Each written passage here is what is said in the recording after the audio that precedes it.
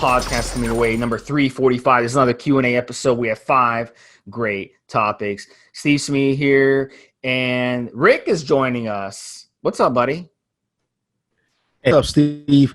What's up, guys? How's everybody doing out there? Yeah, baby. Next week, buddy, football season starts, so it's gonna be a big one. I know you're a big Jets fan, living up there in New York. So, dude, I don't follow team sports, man. Not my thing. No, that's what Jets fan. That's like I only follow fighting. Anything's got to do with fighting, I follow. But all this stuff, all these games, I'm not really into, man. To be honest with you. Well, if I was a Jets fan, I'd feel the same way. So let's get right to the topics, buddy. The first one, testosterone. Have the Jets been bad for the Jets have been bad for years now, huh? Yeah. They're like a joke of a franchise. That's why I have like, make fun of. Yeah, they've been bad for years, haven't they? It's they're really bad, and they have like the dumbest owner and dumbest coach. So Adam Gase, he's an offensive guru. Everywhere he goes, his offense is like the worst. So they hire him. I wear a Yankees hat. I wear a Yankees hat just because I like the hat, not because I follow the sport. And sometimes I'll walk in somewhere or I'll go into a restaurant, whatever. Yeah. And somebody will come up and say, "Hey man, we beat you guys. We almost had you." And I'm like, "What?" Okay. I know you can't even wear a hat. Your boy, your boy saved you. I'm like, I don't know what you're talking. I'm sorry, dude. Yeah. I just tell people like, hey man, I just wear the hat because I like it. I don't know what you're. Well, don't please don't hurt me. Please don't. People are very aggressive. Like they step to you and they have this whole conversation going like, your guy is bullshit, and you know it. I'm like, what are you talking about? Yeah, that's gotta be funny, man. But yeah, guys. So you wear any kind of sports or team wear out places or not? Dude, as soon as the Dolphins drafted Tua, bro, I went online and I ordered like 10 Tua jerseys, bro, from all these Chinese scammers. I ended up getting one in the mail. It was like some knockoff jersey. So it's like, yeah, I'm like obsessed, bro. It's I love it, bro. It's the cleanest, best pleasure when you're following a team and they win a game. It's the cleanest, best pleasure. It's a good way for the community to kind of, get behind something and stuff. So sports are I like fighting just because it's, I don't know, to me it's just very real and there are some rules, but it's not as structured and it's filled with rules. I think because you grew up in Colombia, that's probably why, dude. Yeah, but like I know a lot of people. Colombia is a big soccer town. Fighting is very fighting is more American than Brazilian, Japanese, Thai. Those are all cultures that were fighting. I know a lot of forms of fighting. I know a lot of immigrants do. They never watched football before, and they started watching it, and they started going to games, and they fucking fell in love with it, bro. So my buddy Marlon Greenwood, he played for the Dolphins for a while. I went to high school with him. He started playing soccer, and then he went and played football for a season, and he did great. And then he switched over to football and got a full ride out of that. And but he's a Jamaican guy. He started high school. He started playing soccer. Yep. Yeah, I remember him, bro, for sure. Yeah, so let's get into it, guys. We have 5 great topics. I had to give Rick a little needle for being a Jets fan to start. But we're gonna move on. The first one is I claim no sets, man. You're from New York, bro. I wave no flags. I claim no sets. You're from New York. I'm sorry. So, guys, the first one: testosterone to trenbolone ratio. What is the point of this one? A lot of people, they argue this. They're like, "Oh, you got to run test high and run the trend low." A lot of guys say you got to run the trend low, and the opposite way. And, so there's all kinds of ways to do it. I run it all kinds of ways. I run it where they've been equal. I run the test higher than the trend. I run the trend higher than the test. I run no tests with trend. At the end of the day, my observations is with trend, I don't like stacking another androgen with tren. I don't like to do it because the side effects. I like to just run tren at a low dosage, quote unquote low dosage, 200 milligrams, 250 milligrams a week. That's it. Stack in a little mild anabolic like VAR or T-Bol with it, and you have you have way less side effects than stacking another androgen with it, stacking a lot of testosterone with it. And then if you stack a lot of testosterone with it, now you have the estrogen problems that get associated with it. So you got the androgenic problems, the estrogenic problems, the DHT problems, all that kind of swamps it. And then you've got the trenbolone with extreme androgenic and anabolic and side effects to it.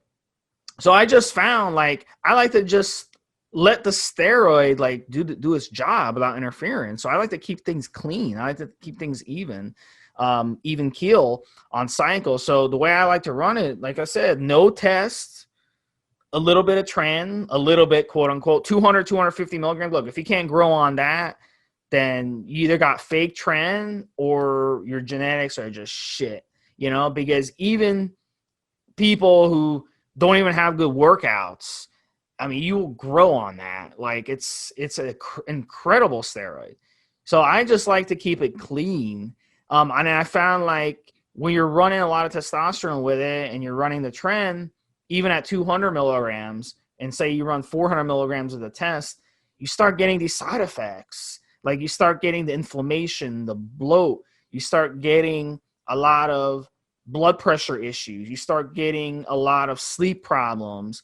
You start getting those androgenic side effects. They just multiply. And you start getting the DHT side effects like head hair loss, prostate issues, etc. So that's just the way I design it. So if you've never run tren solo like that, try it on your next tren run and see how you like it. I think that you will realize, wow, I'm getting less side effects, and you will get better results because you'll be able to actually sleep properly at night. You'll be actually able to function normally, and you won't be so screwed up mentally from the tren. It's it's almost like it makes you even more crazy if you stack in another androgen with it. So I'm against stacking tests with it. I'm against stacking something like Anadrol with it, D-Bol, any of those androgenic steroids with it. I think you should stack something mild. You could even stack something like a little Primo with it, a little EQ with it if you don't want to use an oral. So that's the way I like. How about you, Rick? How do you like your tren? Yeah, I'm going to stick with what we've been saying on the podcast now since I jumped on the last year or so. Just don't use tren. There's no need for it. If you're competing, if you have a coach and you get up on stage or you need it for something very specific and you already know how it works for you, then why not? Rock it. But just if you're just Bob going to the office and you want to use tren a couple of times a year just to look brolic at the office, just to be super dad bod on the block, maybe no need. Maybe you can get there without running something like tren through your system. So just going back to the advice, don't use it. If you do use it, I think any when you deal with something like tren or DECA, I would probably want to run testosterone at around twice the amount. Reason is because to me, in my personal experience, both DECA and tren have really messed with my dick in a way. Tren, not so bad. Tren delays orgasm. I mean, you're kind of fine with tren. You want to go with tren, but DECA will fool you sometimes. Sometimes you wanna get in there and do it, and it's like shooting pool with a rope. It's not a good experience. So I like to usually run testosterone at around twice if I'm using either of those two. And now there's a new idea about tren that I've kind of been putting in my mind together while Steve and I've been doing this podcast, and I've been talking to more guys, and I'm thinking about messing with tren again myself, is maybe do a little bit of tren, like 50 mgs twice a week or 100 milligrams a week. And you're just doing that much for mainly two reasons. One, just the way tren makes you feel, the way it really just gives you that on feeling. And two, because I think it just makes the way your other steroids work better. I think it's doing something to maybe receptors on other pathway like IGF-1 or something along those lines maybe. And this is why, and every bodybuilder with experience will tell you this, when you add Trenbolone to that same cycle you've always been doing, you just add Trenbolone to it, everything just works great. And that was my experience too. I've done testosterone and EQ cycles before, and just adding a little bit of trend, lowering dosage on EQ and the test so that I can throw trend in there, still doing around the same amount per week, and boom, the results was just something else. Now, you don't quite get that doing trend on its own. You do trend on its own, it doesn't work quite that great. You could do EQ and test, work all right. You throw the three together, even at the same total dose, you've got something else, something really different. This is not just me saying this. Many guys will tell you this. So maybe 100 mgs a week is enough to give you some of the really good benefits, and you're still within a reasonable range where you're not going to get the really nasty side effects. They're really kind of get in the way of your day, get in the way of life side effects that we all know and associate with tren already. So it's a little different spin on the answer, Steve, since you gave one already. I don't think people understand with tren, you don't need much of it. I think people are just so excited to run it that they'll run 400 milligrams a week, 350. I can remember back in the day, that was the recommended dose. And I used to run it originally, first couple of times I ran it at 350, I believe. And it was really brutal. The side effects were really, really brutal, especially once you got to week 5, week 6. So I was actually told by IFBB Pro at some point, he's like, look, you really don't have to run it more than 200 milligrams a week. And that's what I started doing. I started listening to his advice, and it made such a big difference with side effects. And it didn't bother with my results. It's like my results actually got better by running less. So, I mean, the less is better approach is something that I preach a lot. And I know it's going to fall on deaf ears. I mean, those of you who compete, it's chemical warfare.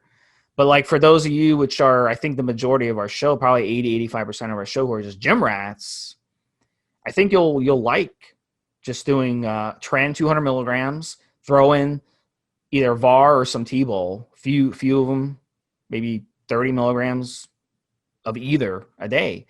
And then take out the oral during the cycle, and then you should get some really, really good results on that stack. I don't see any reason to run anything else with it. But you see a lot of competitors, it's like they run 400 milligrams of tren, 800 milligrams of test, 800 milligrams of EQ, 800 milligrams of this, Masteron. They run all this stuff with it, and I get it. It's chemical warfare. But in your situation, okay, that's fine. But I think a gym rat, you'll really be able to get actually better results and get better performance with a less is better approach. On the forum that we have on Facebook, if you guys want to look it up, it's called Aesthetics and Performance Enhancement Forum. If you just look for aesthetics and performance, you'll come up with it. We have some competitors there, and sometimes they'll ask us for opinions on their cycle. Some of these guys that compete and working with coaches, man, I was amazed again, just taking a look back at what these guys do. One guy was worried about still being a little bit watery and looking a little too soft, so close to competition. And from the description of his cycle, he'd be doing orals now for going on 10 weeks of orals, and he was going to do another few weeks of orals. I mean, we're talking about almost 3-4 months on orals. Some competitors will do. I mean, it's serious. Once you get to that level and you're trying to get on stage and win stuff, like Steve said, chemical warfare. And once you know what works for you, if what works to get you hard for competition are a stack of orals, Winstrol and Turinabol with Anavar together, then guess what you're going to take for about 6 to 8 weeks, maybe 10. You're going to take 3 orals, even if it equals 100, 150 a day. That is just part of the game. That is just part of what's going to happen. All right, guys. So the next topic is steroids for mood when depressed. So let me read this. This guy, he posted, he said, what steroids can help me feel the best and boost mood? I feel like a speech is coming, and I've heard it a million times already, but I'm going through some crap right now, and I'm just not happy with anything. Long story short, my girlfriend left me, I lost my job, and my landlord is trying to evict me for non-payment. Figured steroids would be better than getting some coke. So Rick, what do you think about this one when you first heard it? I always say you can't start a steroid cycle with pre-existing conditions. And it sounds like this guy has a condition right now, mental. He's going through something, sort of depression. That's a pre-existing condition. Maybe take care of that. Look, some testosterone boosters, androgens, tribulus, with Fedosia agrestis, it'll make you feel good enough. You don't, if you're just looking for a little bit of a nice androgen high, maybe a nice outlook on things. Yeah, just a little bit of test boosters. Maybe even if you get a script from a doctor for TRT, that's all right to get your androgen levels right, so you are more optimistic, don't get so depressed. That's all right. But you don't want to sit there and like start using Trenbolone like we just discussed in the last question, or Turinabol, or going on heavy cycles while you're going through some of this personal turmoil, while you're going through some of this personal garbage. I do defend the need for just having some good androgen levels in your system. Just make you a little bit more optimistic, more sure of yourself, especially if you're going through turmoil in your life. That's fine. But adding steroids that are going to then really maybe warp your thinking a bit, your decision making, you're leaning on steroids as a crutch towards other problems the way somebody would on alcohol, or somebody would lean on, like this kid just mentioned, cocaine or any other kind of drug. You're utilizing steroids in that same regard. And I guess it's maybe not as bad of a crutch as the other ones, but it's still a crutch. You're still not right. And you have to be conscious of it. So if you just if you're a little bit low test and you're going through something, testosterone boosters will do. TRT dosage if you need it. But yeah, stay away from heavy cycles or any steroids. Get your life straightened out first. Get everything really worked out, and then you can have a good cycle. Then there's nothing to get in the way of your cycle. There's nothing to stop you if you get your life in order before you jump on. What do you think, Steve? Steroids are hormones. They're not mechanisms to get high. They're not mechanisms to fix your life. A lot of people just overrate steroids. They think steroids are the end all for their problems. I mean, I can go through these issues, but here's the thing. Even if you run steroids, they make you feel better. The most feel-good steroids, testosterone, a moderate to low doses of testosterone, Dianabol, those are feel-good steroids. Those are the two that usually will make people feel good. And the problem is, let's say hypothetically you go on them, because D-Bol isn't that expensive. You can buy a cycle of D-Bol for like $40, $50, I don't know. But, you know, let's say you want to spend your $50 on the D-Bol and you get in a better mood when you're taking the D-Bol because you're hormonally, you're getting in a better mood. It's not solving any of these problems you have. So, and then what happens when you come off the D-Bol? You're going to feel worse than you did before. So any of these problems, okay, your girlfriend left you. If you're having these issues and going through a depression and stuff, you're not that's why your girlfriend left you, bro, because she doesn't want to be around that. So it's better that she left you than if she stayed with you and you brung her down, right? If you really cared about her, you would understand why she left you. So let her go and get your life back on track. And when you get everything balanced, then you can start pursuing girls again. There's no reason to have a girlfriend right now. Okay, you lost your job. Yes, a lot of people are losing their jobs right now. You're not alone on that. Maybe this is an opportunity, though, for you to get into some other business, because some businesses right now are doing very well and some businesses are doing very poorly. I mean, look at the technology sector. It's doing amazingly well right now. Amazingly well. Look at a company, like Amazon. They're hiring people to be drivers. They're hiring people to work in their warehouses. apply, bro. Apply. You got to go out there. You can't just sit on your ass and feel bad for yourself. You have to go out there and try to pursue a job. Your landlord's trying to evict you for non-payment. You know what? Let them evict you. Let them evict you. If you can't afford to live in the place you're living at, and you can't make a payment, it's a blessing. Let him just evict you. Talk to him and be like, look, dude, I can't afford my payment. I'm trying to get a job. Will you give me some time to do it? But if not, just make an agreement with him. Look, dude, I'm going to leave at the end of the month. I'm going to leave the property in good condition. Will you give me a break? Will you not evict me? So that's on my record. And then you can move on, find another place, find a job in some other town and move. And then you can start fresh. So that can be a blessing too. Moving is always a blessing, especially when you're feeling depressed. Change is good. You know what I'm saying? We're creatures of change. We don't like change. We're scared of change, but change is a beautiful thing. I love it. I love moving to a new place. Moving's a pain in the ass, but I love moving to a new place, making new friends, getting to know new people, meeting new girls. It's the best thing. It's the cleanest, best pleasure to start your life fresh somewhere else. I have no desire to go back and live at some of these places I've lived to before. I'm happy to move. Any final words for this guy, buddy?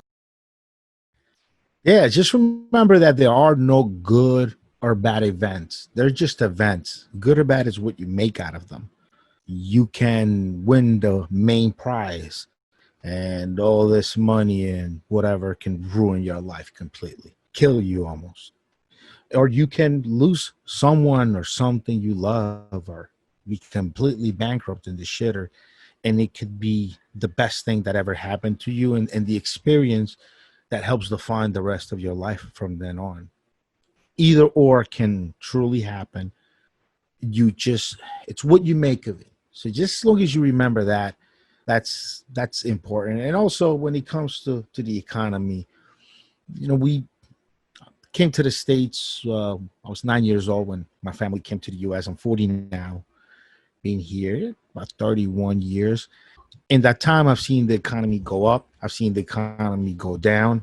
I've seen the economy do a lot of things. And one thing that I've noticed is that even at times when the economy was at its best, there were still people out on the street, didn't have anything to eat, didn't have any place to live, couldn't find a job, even when the economy was at its best.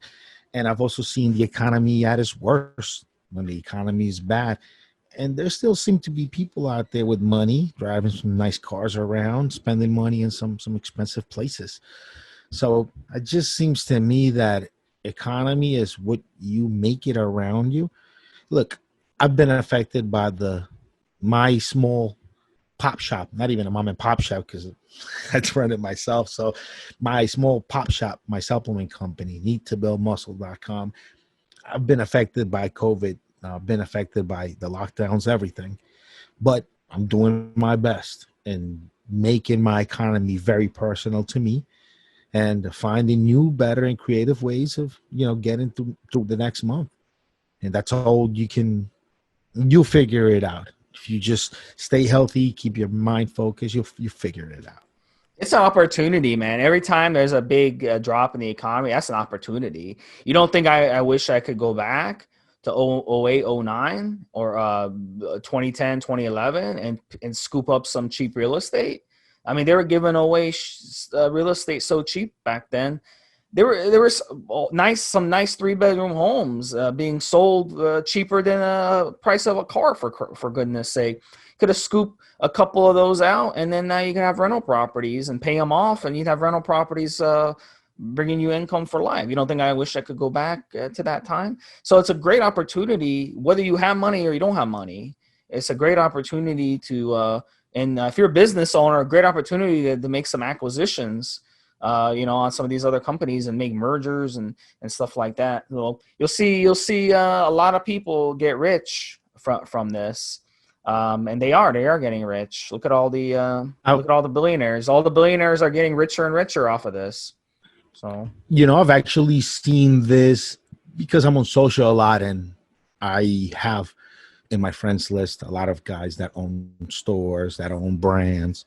A lot of other in the industry are a big chunk of my followers and people I interact with. And I've seen it exactly what you're saying. I've seen it. I've seen guys that own brands or shops or businesses, bright, smart, hardworking individuals that just got caught on the bad side, on the wrong end of the coin. Is this whole COVID thing rolled through? They found themselves in harsh economic situations, and what happens is some guys that are not in harsh situations are scooping up these companies, scooping up these brands, bringing in this talent, because a lot of these guys are not looking to get the company. They're looking to scoop these people up now that would normally be their competitors. Now they get to scoop them up almost as partners. And it is definitely a huge opportunity for a lot of people out there if you go through with it. If you think about things with optimism and you see life in everything and with optimism, you're up for the game, you'll be fine. You'll do it. Retail right now. This is the big one. You're gonna start seeing consolidation in the retail sector, because a lot of these retail companies, like look at JCPenney, they went bankrupt. They're closing stores. Well, guess what's going to happen to their competitors? Their competitors are going to come out of this. They're going to be able to acquire all that cheap inventory off of JCPenney. They're going to be able to come in, all these companies that JCPenney sells, the shoes, the clothes, they're struggling because JCPenney stiffed them on the bill. They owe them millions of dollars, and JCPenney said, oh, sorry, we're bankrupt. We're not paying you for that inventory. So basically they got stiffed. So these companies are like losing millions of dollars. They're having the worst quarters they've had in 20, 30 years.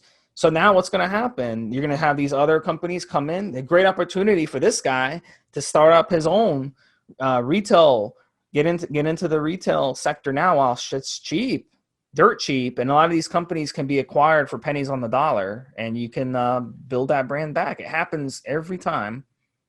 We're going to look back at this now, this last decade we just lived, as when the age of disruption began.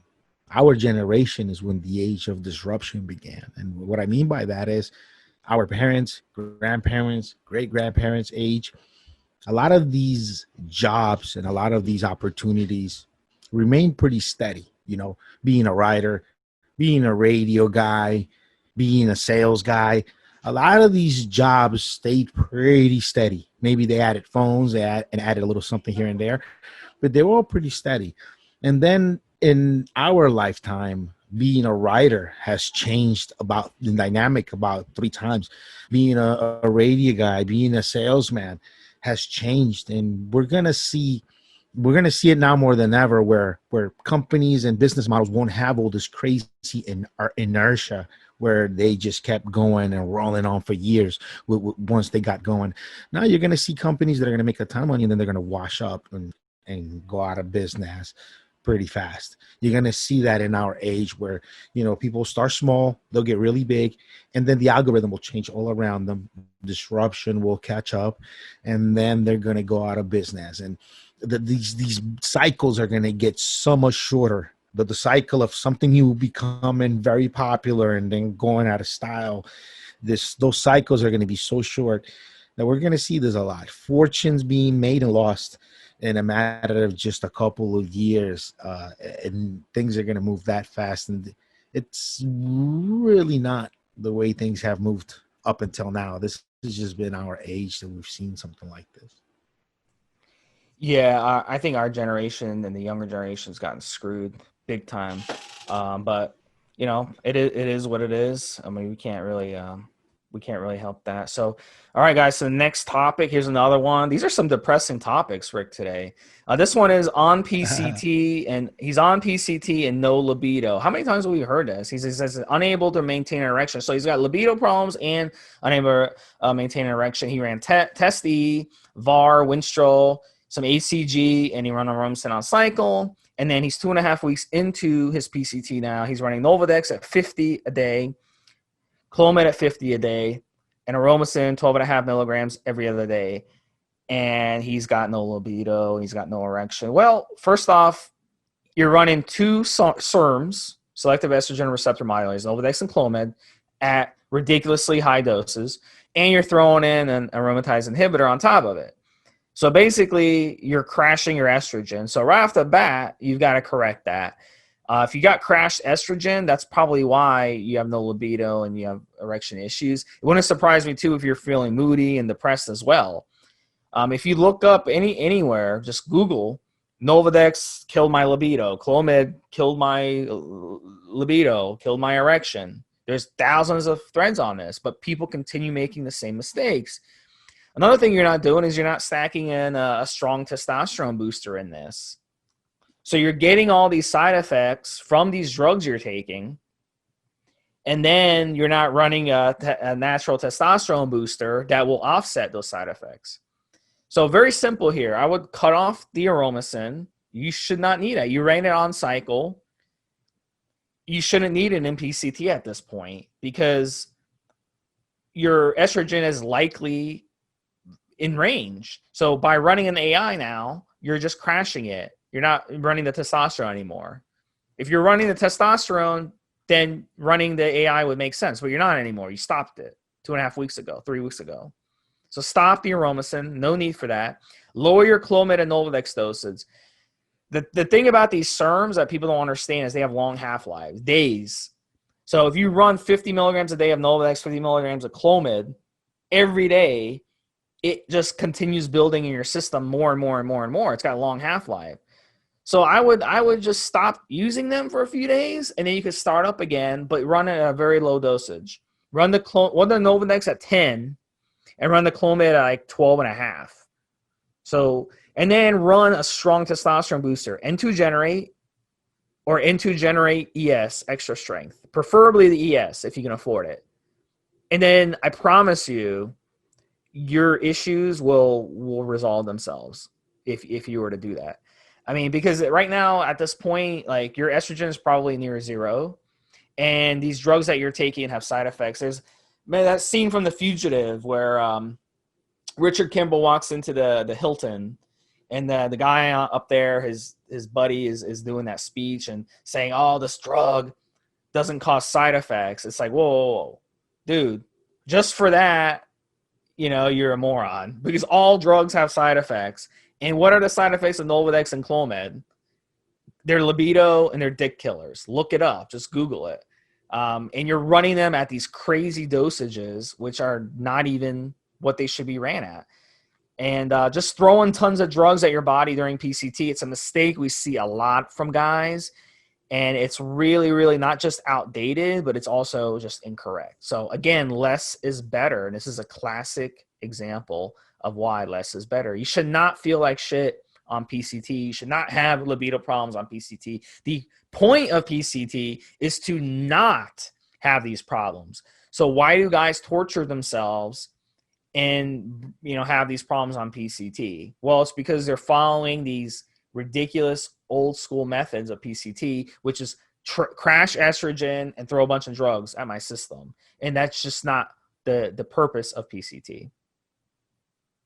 What do you think, Rick? Well, yeah, guys, I identified some of these problems early on in my PCT.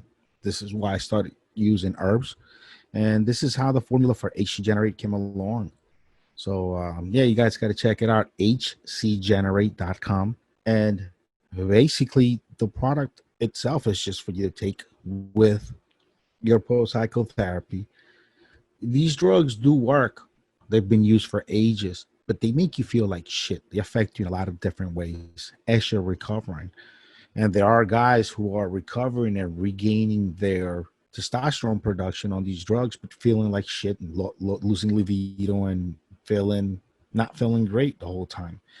The herbs do help. They help your mood quite a bit, on top of also working alongside the Clomid and the Nolvadex and all this other stuff guys are taking. So it's really important, man. You guys gotta give it a shot. And I wouldn't have a good niche in this industry. Wouldn't be able to sell products if they didn't work to the level that they do. Some of you guys listening that if you tried my products already know what I'm talking about. It's, I found the necessity for it, and I wasn't the only guy going through this. A lot of guys were. This is why when I put the product on the market and you guys started picking it up and using it along with their PCT. It just worked, and we've been selling the same formula now for going on 10 years. So it's just a great product for you guys to take along with your post-cycle therapy. And it's gonna help all these things, man. It's gonna keep your dick hard. It's gonna keep you interested in sex. It's gonna keep you from getting all depressed, weepy, lonely, moody. HGenerate.com, guys, check it out. And you also help support me and the show whenever you guys make a purchase from us. A lot of people say, oh, testosterone boosters don't work, blah, blah, blah. For the most part, they're right. 95% of the ones out there are crap. Just look at the ingredients. But the ones N2 Generate, AC Generate, and then the AC Generate, N2 Generate ES, look at the ingredients in it. It's got actual high dosages of these herbs. It's not just 200 milligrams of 3 herbs and a couple vitamins. No, we're talking about grams and grams of herbals in this formula. So it's the strongest testosterone booster that you will find. It's as strong as you will get without shutting you down, basically. So you can run it, something very strong, without suppressing you. So that's what you want during PCT. That is the solution to your problem right here. Lowering your dosages and running these herbals at good dosages. And if you go to like a supplement store, you walk in there and you pick up a testosterone booster off the shelf, you can look at the ingredients. It's crap. It's got like 200 milligrams of Fedosia, 200 milligrams of Tribulus, and like a couple like vitamin E or something. That's it. That's all they have in it. It's crap.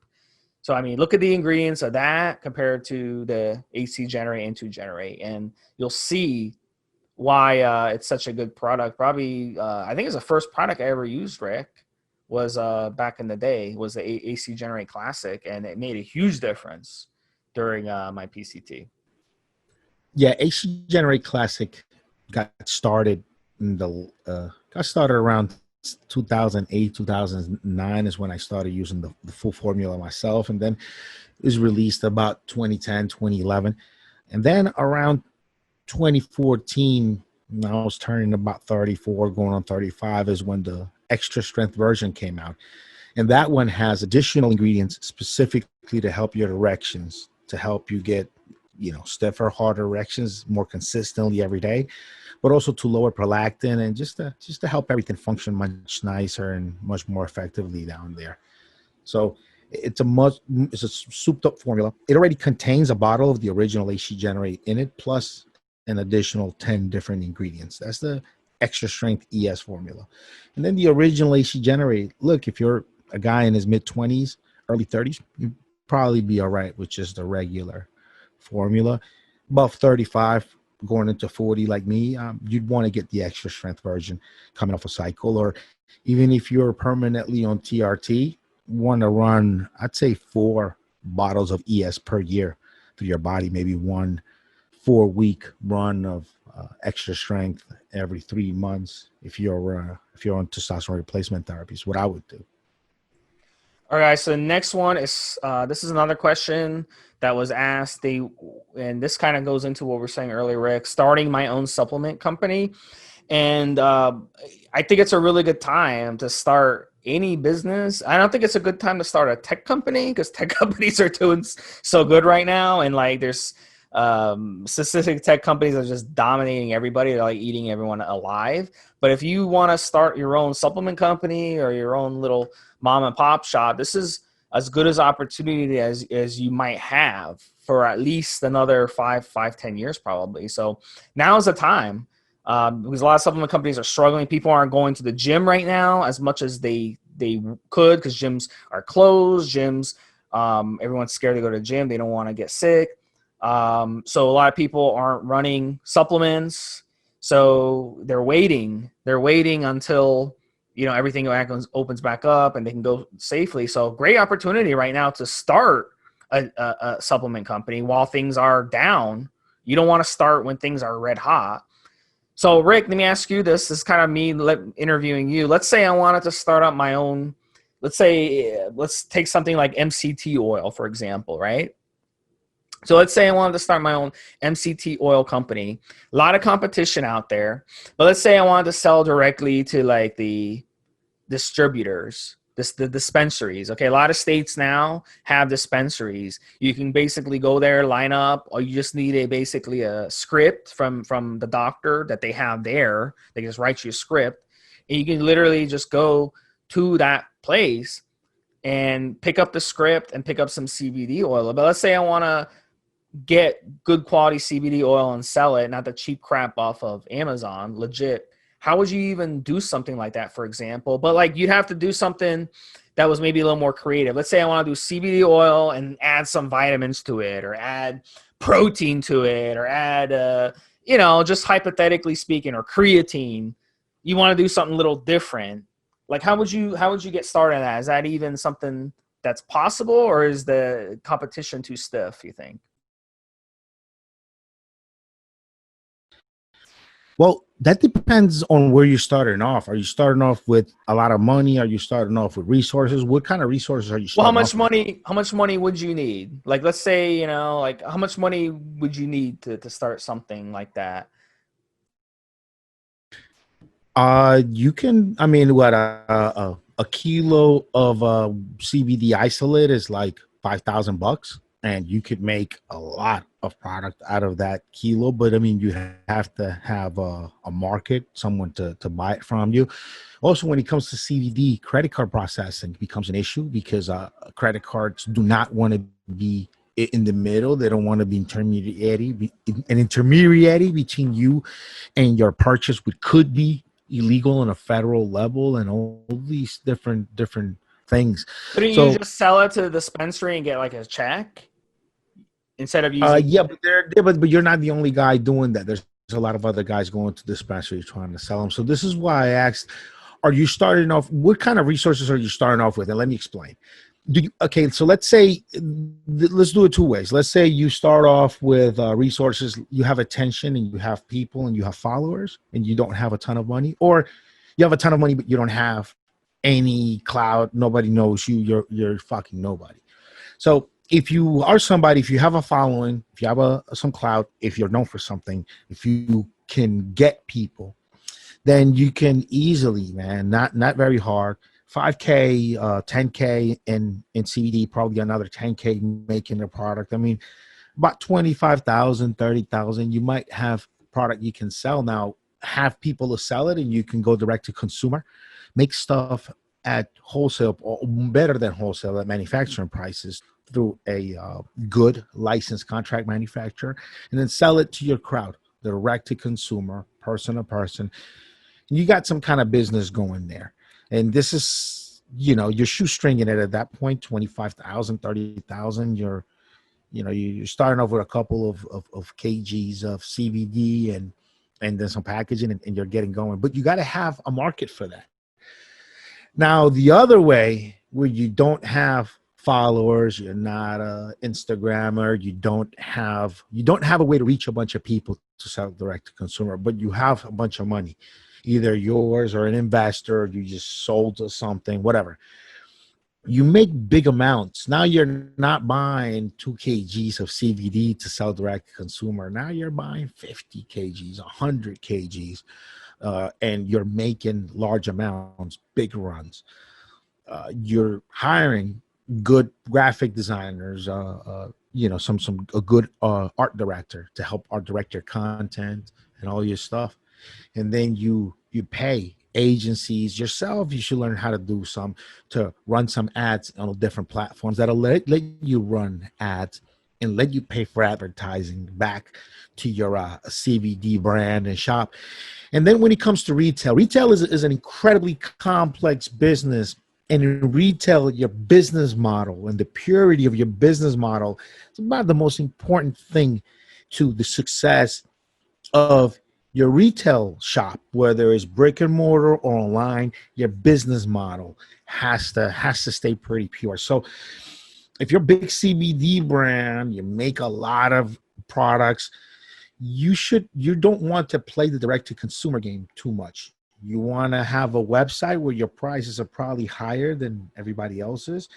So that way, when you sell to a local store, the local store can offer your product right there in front of the customer for a lesser price then that same customer could buy it from your website with shipping. You have to do that. Nobody wants to buy your brand, your product, and put it in their store, in their brick and mortar that they're paying rent for, and then you're fucking undercutting them on your website. Nobody wants to do that. So this is what I mean when I say business model is important. Are you a direct to consumer brand? And then you can do discounts, you can be competitive, you can do all of that because you're not worried about pissing off the retailers, the wholesalers that are investing into your brand and are hoping to get a margin, and you're killing their margin because they can't compete against you. What is your business model?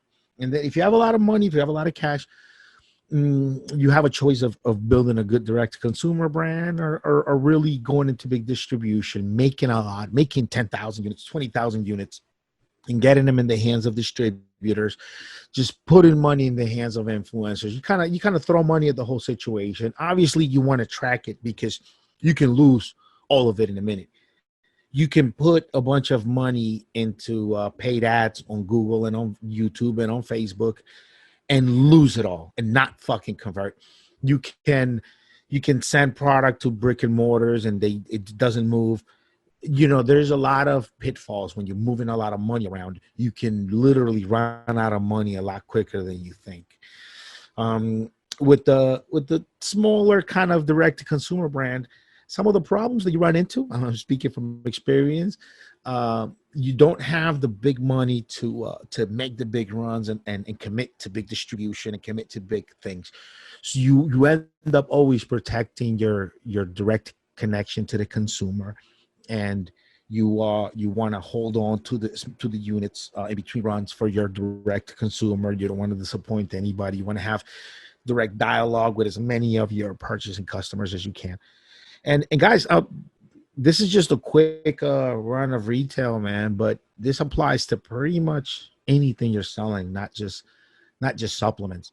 The way I approached it ages ago, and I've seen other people successful at it, is make stuff for yourself that you would want to use yourself, and then live your business, your hobby.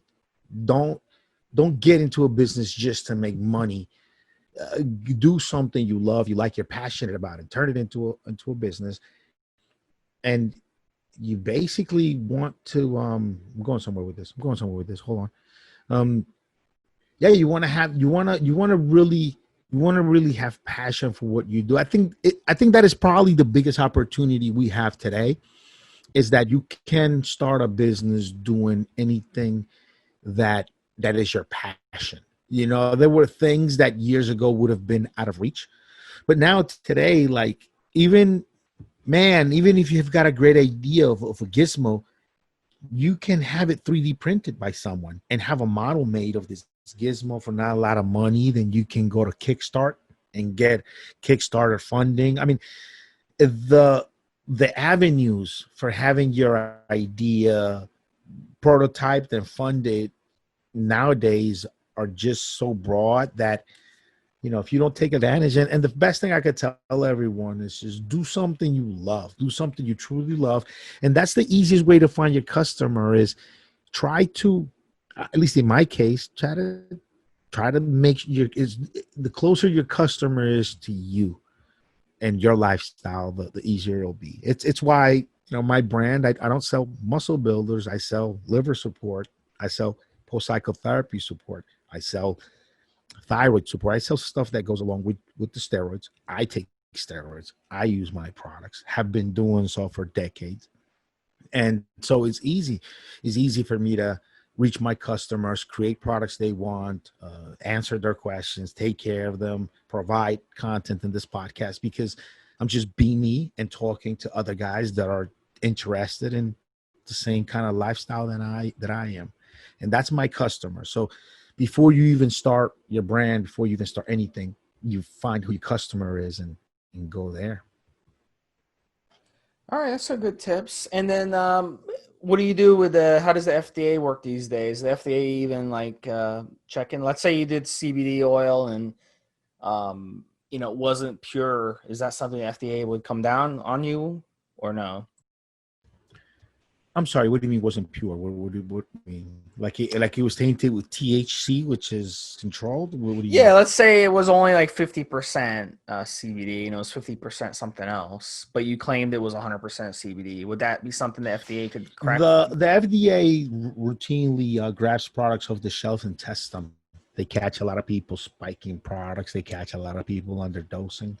I'm sure they've grabbed my stuff and tested it a bunch of times because our marketing appears on a lot of steroid websites, and we've never had any issues. But a lot of guys get letters. They'll buy stuff, test it for everything from contaminants to potency to label accuracy, and you can go right to the FDA website and see who got a letter, when, and why. They do, and you get letters. Sometimes, if it's a really bad offense, you might be ordered to recall your product. So, let's say you sold 10,000 units of something, and the FDA grabbed a sample and tested it, and they found enough reason to make you recall it. Then you have to go and do a proper recall. If they don't like some of the things you wrote about your product, make you change it. I mean, if they don't like an ingredient in your product, they'll send you a letter suggesting you stop selling it. It'll go something along the lines of like, hey, we think you should stop selling it because we think this could maybe be a drug. So maybe you probably should stop selling it. So, and as far as compliance for manufacturing, the compliance rules are so strict now that you're better off finding a good contract manufacturer, visiting their location, making sure you hold on to all your records from all your batches. Make sure you do it right. Check your manufacturer on the FDA website. Ask them how many letters they've gotten, by what violations they've gotten. Really interview your places. Again, go visit them. See what kind of operation they're running. And you're probably better off making your products through good manufacturing partners than trying to run your own shop. Because a business owner, at some point, you have to decide really what you're going to concentrate on and what you're going to be good at. If you've got a couple of partners and everybody is down to work and everybody's put some money in, and one guy is going to take care of being the manufacturing guy, he's going to do compliance, he's going to make sure machinery stays up to spec, because having a factory is not just the compliance of everything that needs to get done by FDA rules, but it's also fixing the machinery when it goes down. If you get some really nice fancy encapsulating machines, some of these things are hydraulic, so you need to have like a bunch of tool cabinets just to tool these machines, because they'll need daily tweaking. Look, I'll give you guys an example about manufacturing law. Let's say you have a manufacturing plant and one of your employees needs to go out to their car to get something. So they come out the back door, they put a brick or dirt bag or whatever it is on the ground to keep the door open. They run to their car to the parking lot, and they're running right back. And as they're running right back, you're the owner, you pull into the fucking parking lot and you see that they've left the door wide open and they blocked it with something. You watch them walk across the parking lot back from their car. You watch them go in. Now you got two choices there, right? One, you could just fucking ignore it. Or two, you have to follow up a whole report. Everything from checking and making sure that all of the mice traps around your facility are the right distance from the building, because rodents walk usually a certain distance from the building, and so that's where your traps need to be. Also, you need to file a report and do a whole bunch of things. Just because a stupid employee left a back door unattended and a rodent or anything could have walked in, like you've got to do a whole report, and it's got to be filed. And you can either ignore what you saw and just go about your day, or you fucking stop everything, and for the next couple hours you write the appropriate report, you check, do all the appropriate checking, mark everything down. I mean, it gets real complex. So if you have different partners, different of you, some guys are going to do compliance, machining, manufacturing. You got other guys that are going to do marketing, product development, all of these great stuff. You have other guys that are going to handle analytics if you're going to buy traffic or if you're going to market in different ways using, you want to track your marketing, man. You want to know if you're marketing and what you're doing to get out to your customers, if that's making you money or not. So really, depending on how much resources you have, it really becomes a thing of what you can actually do or not. Manufacturing your own products, if you want to do it compliant, where from your first batch you're always compliant with FDA, you need a full-time guy to do just that, to really know what they're doing, setting everything up. And even then you might not be fully compliant, So there's a lot to it, man. When it comes to supplements, supplements are incredibly competitive now, incredibly competitive. And you've got to have people's attention. You got to have a following. There's very little to no brand loyalty. People will try a new brand, will abandon an old brand as soon as another brand puts out a better product. People will price shop. It's, supplements are tough. Supplements are a different animal. If anybody out there has ideas of a new gizmo, of a new thing, I would say that's probably everybody's best way to go. If you got an idea of a new thing, a little gizmo, something you can easily make a 3D model of, Kickstarter, or patent, and then sell the patent off for a couple million and go off into the sunset. That is huge now, is making small devices, small devices that have very niche applications, and it'll give you some aspect of uniqueness. The one problem you have in the supplement industry is that you can't really patent you can't patent any ingredients. Anybody can copy your stuff. It's very hard. Yeah, but it sounds like a lot of fucking work to start up your own supplement company. I think I'm gonna pass on my lifelong goals on that. But the gizmo thing, if you come up with something, Rick, let me know so I can patent it. Yeah, I'll be set. You know what? Supplements are great if you already have a market of people. You're a trainer, you're doing something.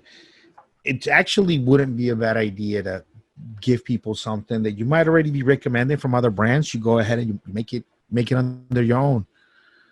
But really, man, it's competitive. It's tough. I would say that the best time to start a supplement brand was probably the year 2000 on. And even some of those brands that started then die out because, like I said, there is no really brand loyalty. People will try a new brand. They will go with something new at the drop of a hat. It's, so, and when I say gizmo, but I really mean ideas, have a good, unique idea and stay away from some of the crap, private labeling. It's decent, but it's just not. It's so done over and over again. Drop shipping. Some of this stuff is just done over and over again. Private label and drop shipping. Some people have made a ton of money private labeling, and they might still, but it's just not what it used to be. Drop shipping too, having stuff drop ship from China and all these quirky business ideas, not great.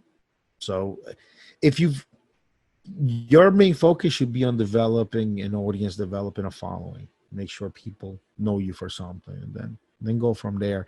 Again, if you don't have the big budget to get started with, and it should be something you're passionate about. Always. That's what I try to tell my kids now. It's like, hey, look, we're like living in the best time in human history. You could be anything you want.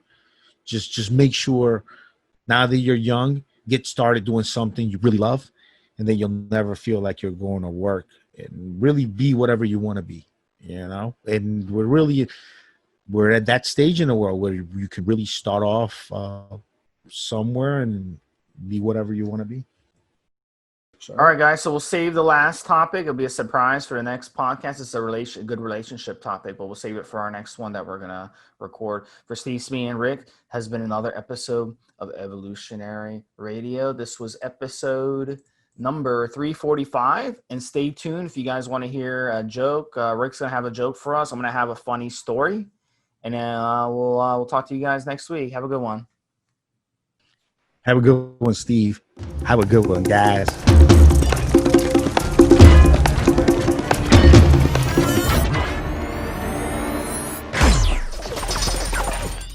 Guys, this is the required legal disclaimer. We are only sharing our experience from years of steroid use. We are not doctors, and none of what we say should be regarded as medical advice. Always check with your doctor before taking any drugs or starting any training program. All right, buddy. So you got a funny story? Yeah, I got a funny story. You want to do yours first, or mine's kind of long? Nah, hit it up. I'll listen. Go ahead. All right, guys. So,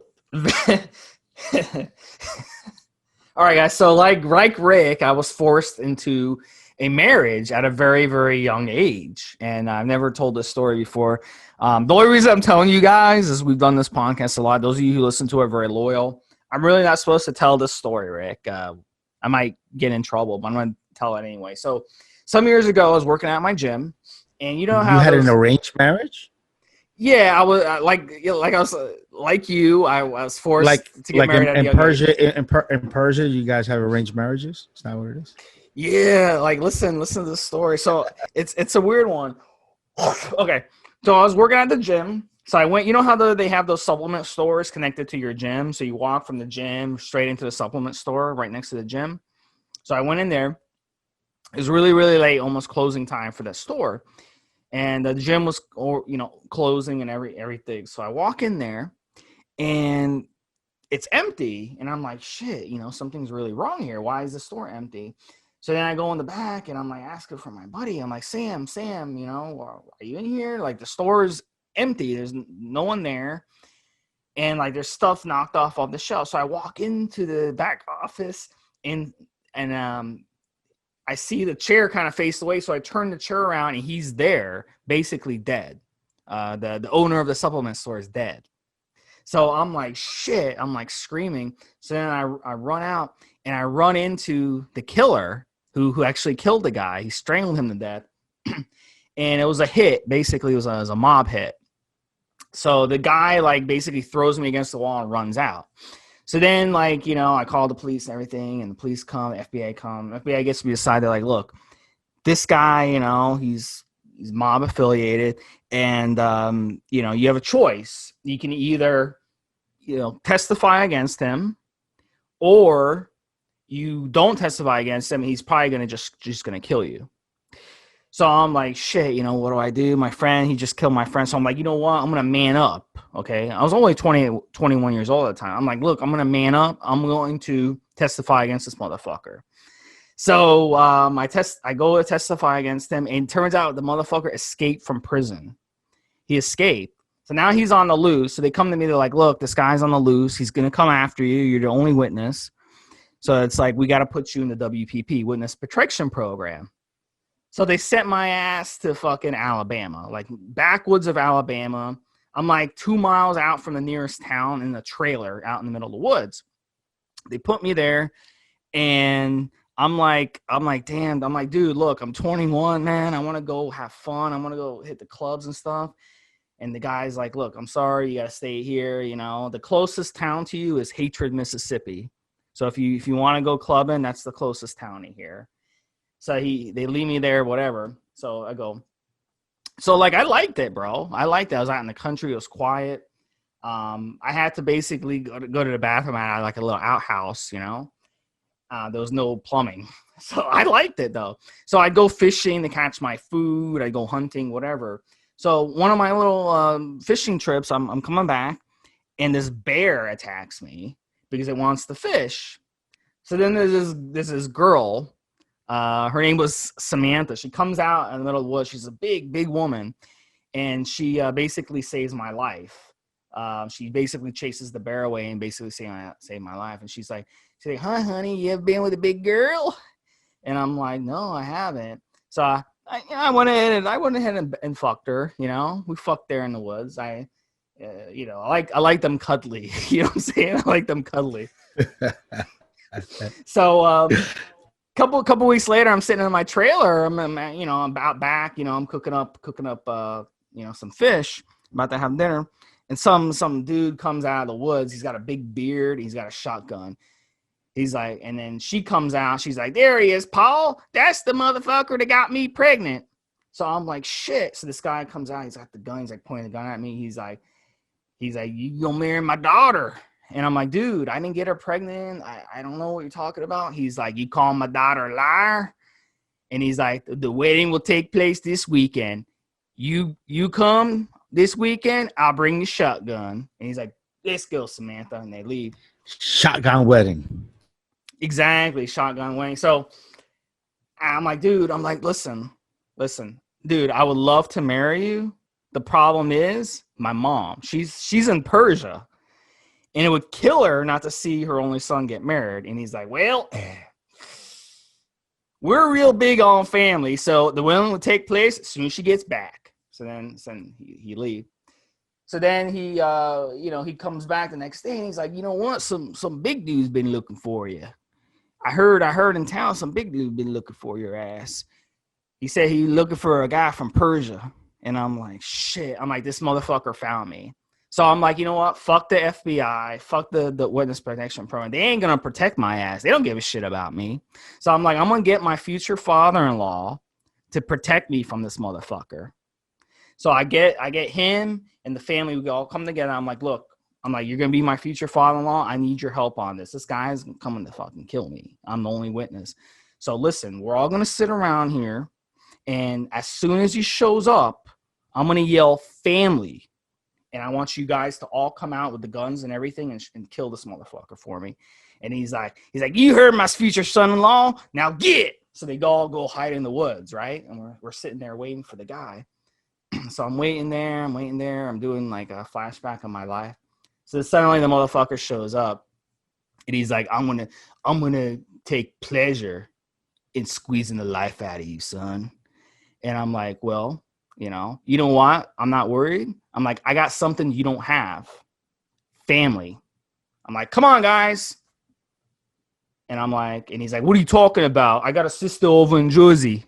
And I'm like, dude, I got family. So I'm screaming, family, come on. And no one comes to save me. They're all passed out drunk. Okay. So that's the story. And then like suddenly all these helicopters show up, dude. The FBI had been tracking this guy. They all show up. They arrest his ass. So and I ended up leaving Alabama. And that's what happened, bro. And I don't know, bro. I don't know what happened. I don't know if she ended up having the kid or what. But I almost got forced into that marriage. That's a true story. So I could have a son out there, bro. Did you pull out on time, or did you pull out on time, or was dude? I pulled out. Pulled out early. Maybe she banged some other guy or something. But I could have a 19-year-old kid out there. So we don't know. I'm trying to track him down. So I've been trying to track him down. One day he's gonna be pissed at me. He's like, why didn't you come? He's an Alabama Persian. Exactly. He's half Alabama and half Persian. So he's probably, I don't know. He's probably, good looking kid. So, yeah. How about you? Do you have a joke for us? I don't know what to say after all of that, bro. I think I had one like. Tell us about your arranged marriage. About how the father made you marry his daughter. I had one to tell that. All right. So, to that long story, I'll give you a really quick and short medical joke, right? All right, give me a good one. I want to laugh. All right, so guy comes into the doctor. He goes, Doc, I'm really worried. He goes, what's going on? He goes, well, when I fart, when I go to the bathroom and I shit, it doesn't smell like anything. It smells like absolutely nothing. I don't know. The doctor said, well, that's interesting. Go ahead. Can you rip one out? Well, let's see. He goes, all right, doc, just give me a second. Wait. Wait. Just one more second. Dude, let's one rep out. The doctor goes, all right, let me see. Takes a big whiff. Goes, geez, we're gonna have to operate right away. He goes, Doc, what's wrong? Is it my colon? He goes, nah, man, it's your fucking nose because you stink. I can't believe you can't smell that. It's terrible. That's good. I'm gonna use that one. That's short and to the point. I like it. Yeah, that nice little shorty one, huh? Yeah. All right, guys. Here's another doc. Here's another doctor one. All right, give us another one. Yeah. Doc's in the office. Old lady, old, little chubby, sagging breast, walks in with her daughter. Daughter's fucking incredible. An 11 out of 10. Gorgeous, 20-something, beautiful, Colombian. I mean, she's gorgeous. They come into the office. Doctor goes, all right, well, ready for examination. Young lady, please go back there. I'll disrobe and I'll be there in a minute. Take your vitals. And then the mom goes, no. She's just here with me. I'm here for the consult. They goes, all right, miss, just open your mouth and say, ah. That's good. Yeah, short and to the sweet. Yeah. It's a good doctor jokes. Personal experience with these? Or you just huh? Huh? All right, guys. Look, we'll have some new stories next week, guys. We'll talk to you guys then. So we learned Steve's got. Well, now the might mom have a Well, now the mom's gonna come out for our podcast. So, but guys, please don't mention this story to anybody. I don't want them coming after me if the guy gets out.